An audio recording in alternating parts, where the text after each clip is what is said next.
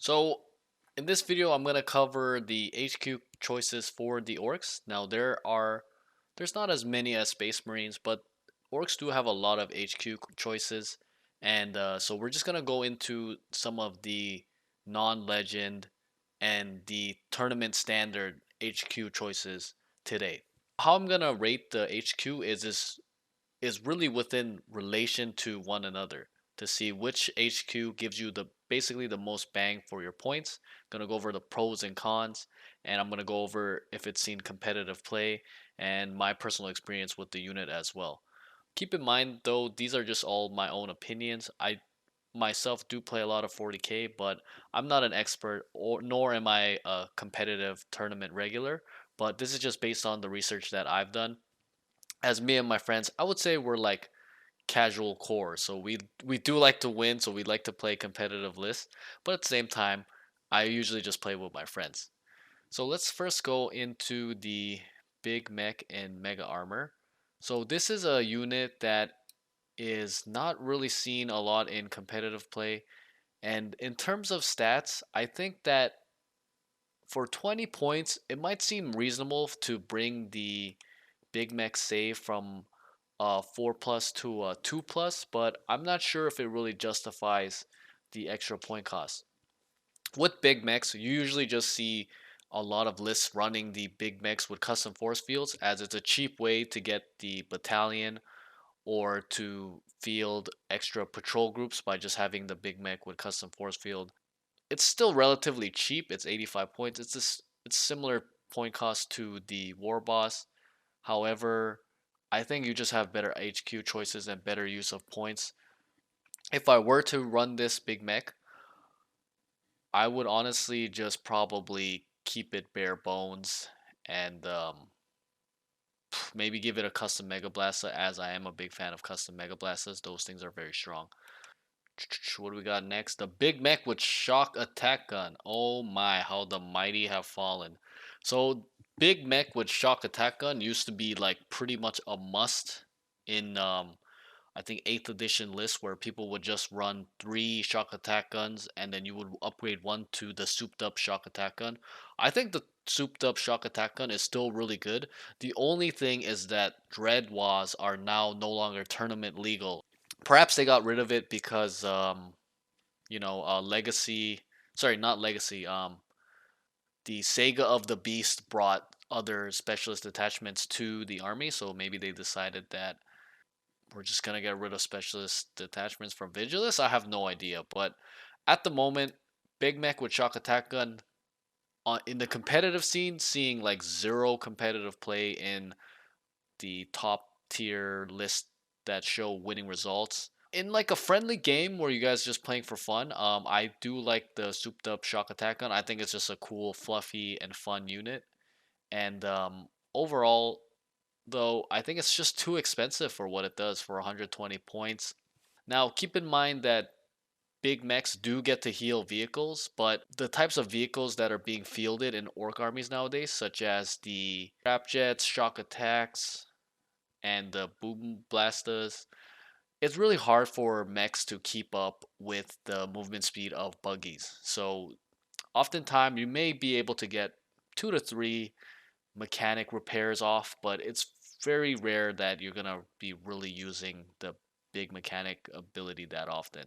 Which brings us to the nest, the nest, the next unit, which is the Big Mek with custom force field, and this I think is firmly, I think it's S tier. This thing is, first of all, it's dirt cheap. It's 60 points for an HQ, so it's one of the cheaper HQs.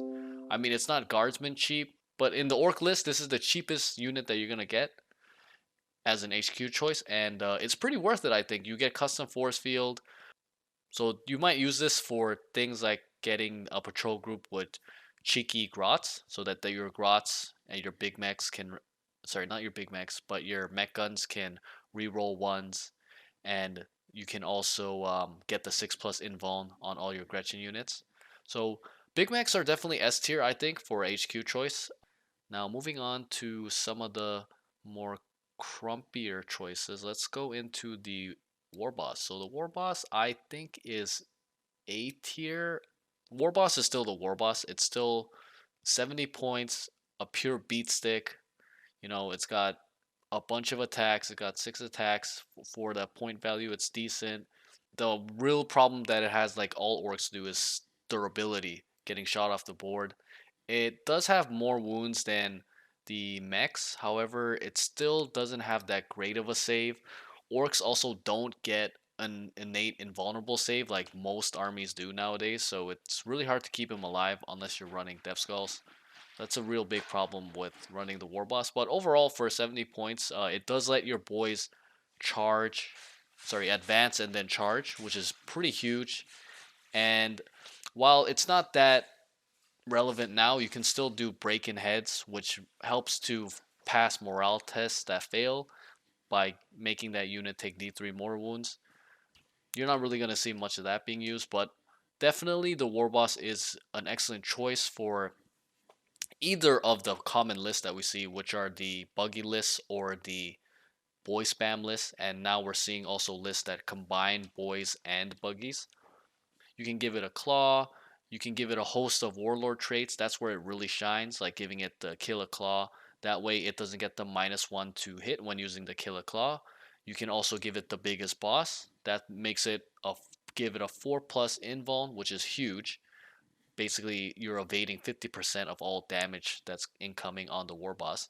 So those warlord traits really elevate it to becoming an S tier unit. I would say it's between S and A tier. Me myself, I do like this unit. I use it a lot. Again, it just has that orc problem of being really easy to shoot off the board if you're not getting lookouts there. But overall, solid choice. I give the Warboss an A.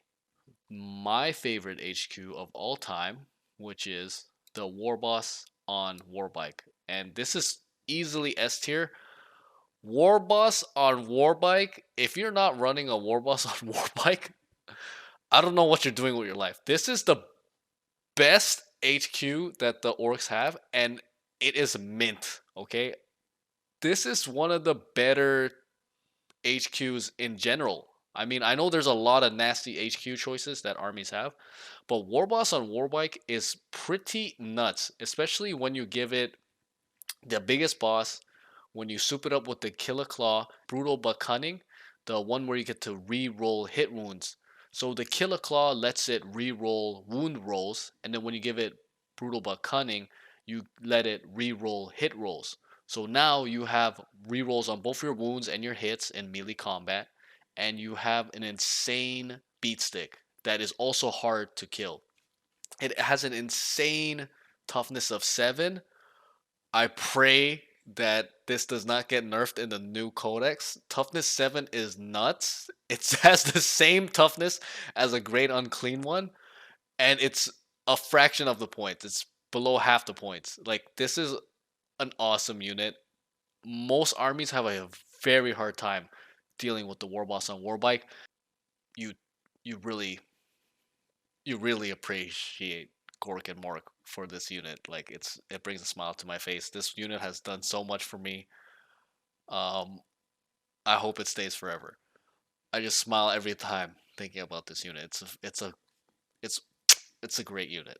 Now, the cons of this unit is that realistically, for the Warboss and Warbike to hit its maximum potential, you have to make it your Warlord and give it the biggest boss and also the Warlord trait so that it can get the Killer Claw.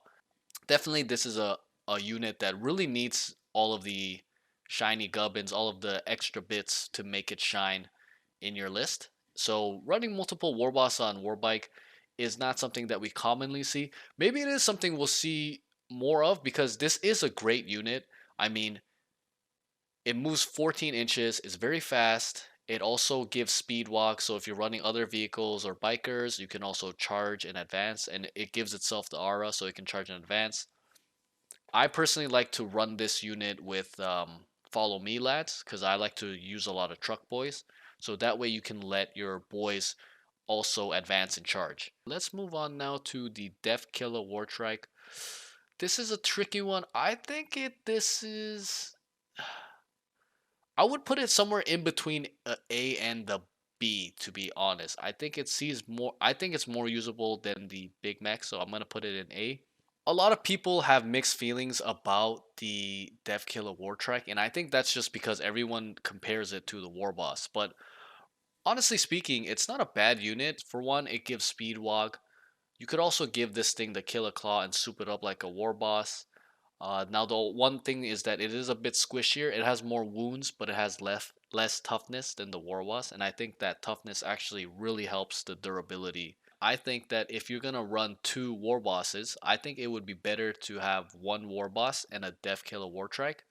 There are now lists that run both because they want to get two areas of the map where they want speed walk. So in a lot of buggy lists, you're gonna see, maybe the war boss on the right side of the field and the Defkilla Wartrike on the left side of the field, so that they can both give that 6-inch aura that allows vehicles to advance and then charge. It also does have a decent amount of shooting, which the Warboss really lacks. I mean, the Warboss is you barely gonna get anything done with the shooting, but the Defkilla Wartrike is pretty good. It has an auto hit gun, which is amazing for orcs. Anything auto hit is spectacular because everybody knows orcs have bad shooting. It's a pretty decent strength flamer coming in at strength 5, and it also has a kata, which is like the variant of the flamer. Personally, I'm thinking about experimenting with it. I've never really played with the Defkilla Wartrike, and honestly, it's a great looking model, so I definitely want to experiment with this unit. Now, just to let out a sigh and tell everyone, sadly, a lot of these HQ choices don't see the light of day. So honestly, I myself have never really experimented with these HQ choices, so I'm gonna be just rating these on pure theorycraft. So let me first go into the rating the actual named character that I've used myself personally, which is Ghazghkull Thraka. And Ghazghkull, I would put him. Honestly, this is a tough one. I would say he's A tier on the cusp of S. Ghazghkull is a really really good unit. I think that as we see the new codex what it brings, I have a feeling like we're gonna see more of Ghazghkull. He is a great unit. I think players are still just trying to figure out how to really utilize him. He is expensive. He is expensive, but at the same time, he does a lot, and he's gonna stick around on the board. He has some great buffs.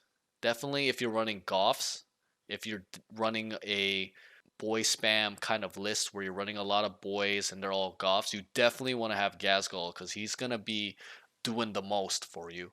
And the nice thing about Gaz too is that he is not above 18 wounds, so he does not suffer from being unable to hide in obscuring terrain. So that's actually kind of nifty. I like that. He doesn't get Lookout Sir because he's over 9 wounds, but at the same time, there's a lot of obscuring terrain now in this edition.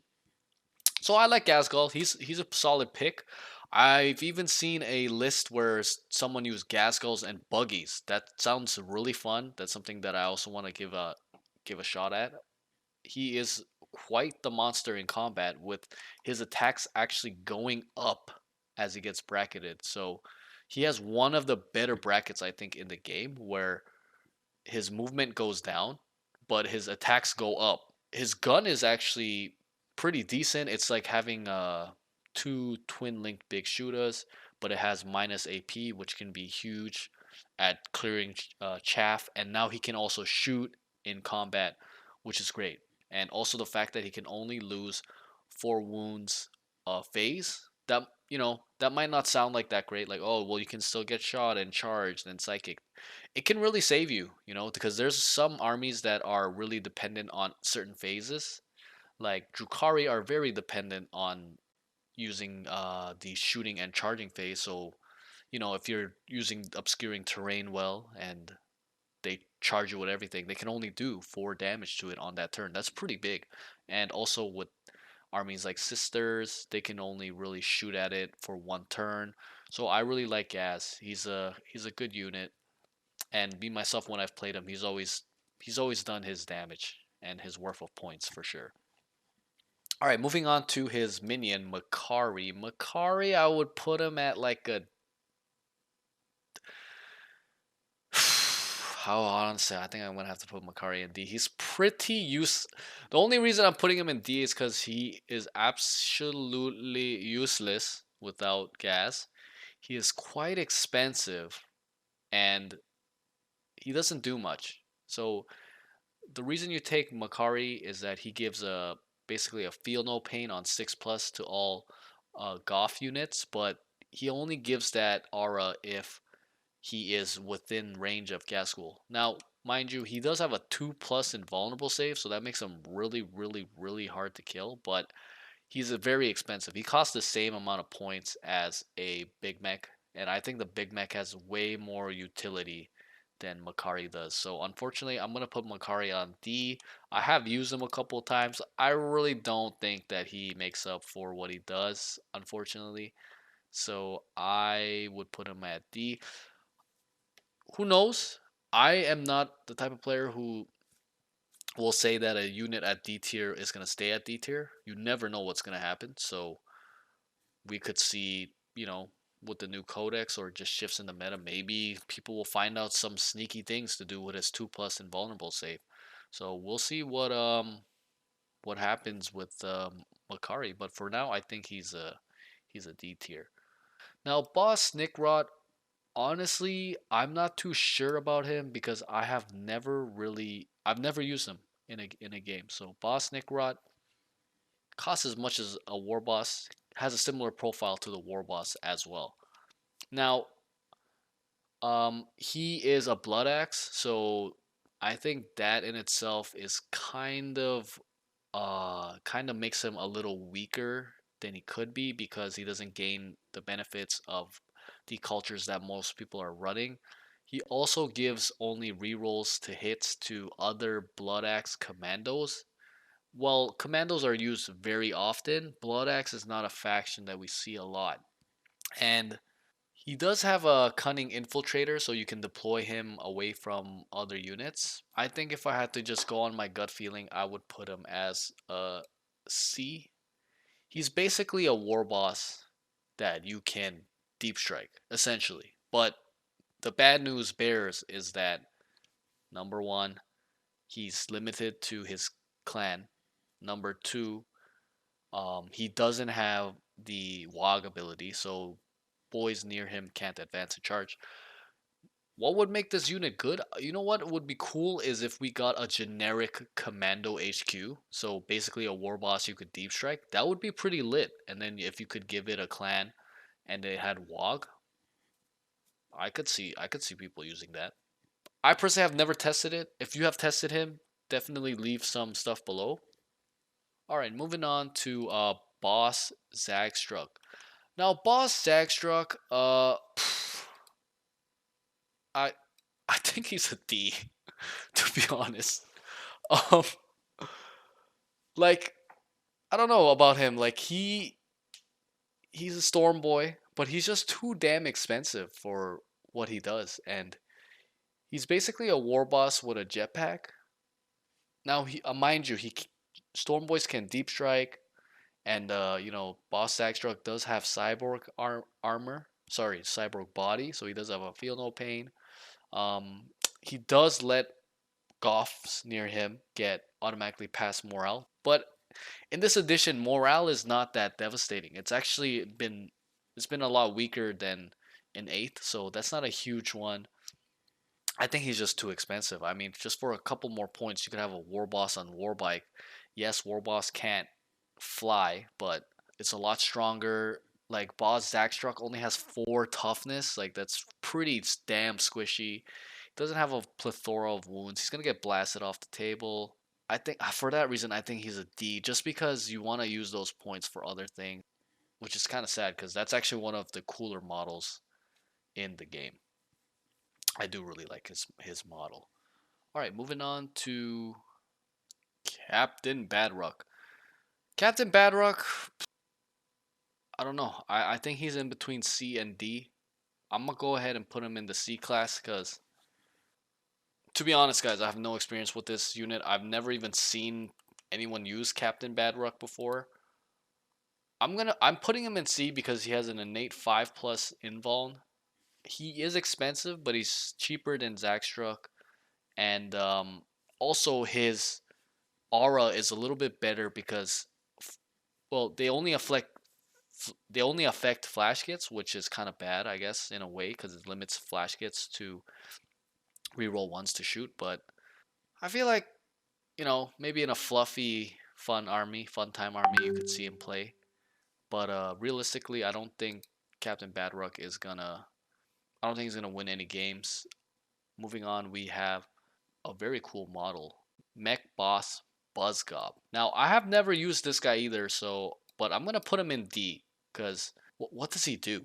Okay, so Mek Boss Buzzgob is quite expensive. First of all, now yes, he does have big mechaniac, and he does have an aura that gives one Death Dread, Killakan, Gorkanaut, Morkanaut, make an add one to its hit rolls. I mean, you can literally pay one CP to get sparkly bits for any of those. Maybe there's some potential with the fact that he actually comes with two Grot Oilers, so that adds value because extra models on the objective. But I think he's just too expensive. I don't think he does a lot. He doesn't have like any special guns like the mechs.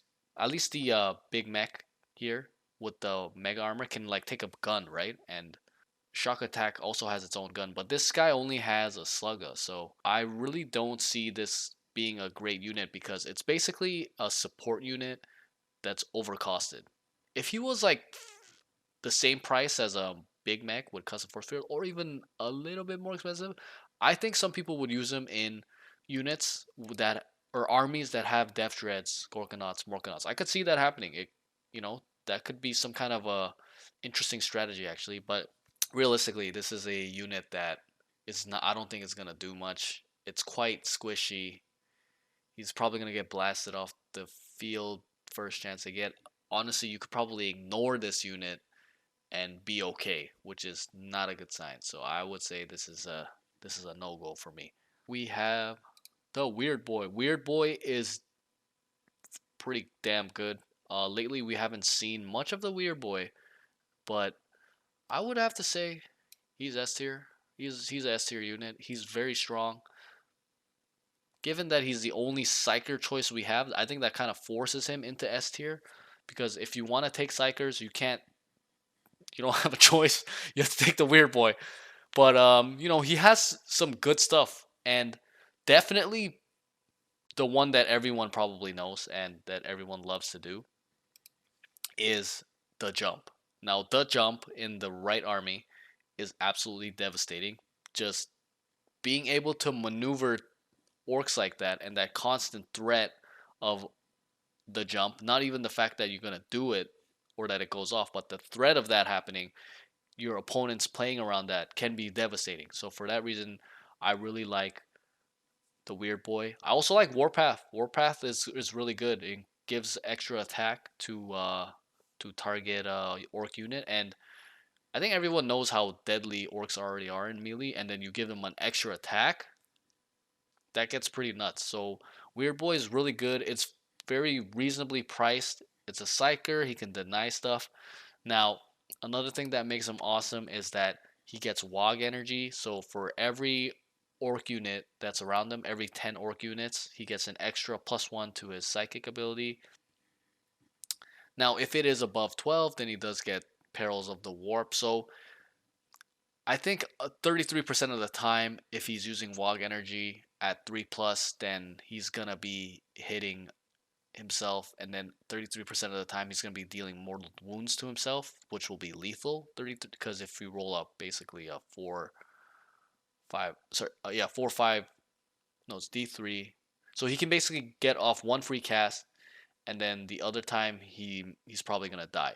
So you basically get two spells off of him and high chance that he's dead. But realistically, if you get the jump off 2 times, or if you get the Warpath off at a good time, or if you Warpath and the jump, that could be crazy. So I put him at as an S tier, and he can also deny psychic, so that's something that may be helpful in certain matchups. That's pretty much it for the units here. let me know your thoughts. I mean, there are some units here that I don't have much experience using, like mostly the name characters. I don't have much experience using these four here, but I would love to hear your input. What does your tier list look like? I'll actually make this tier list available so you can make your own tier list and share with me. And that's it for the Ork HQs. I hope this has been helpful, especially for the new players. And I plan on doing the rest of the Ork army as well as doing in-depth strategies for the units that I've actually used. So stay tuned for more videos.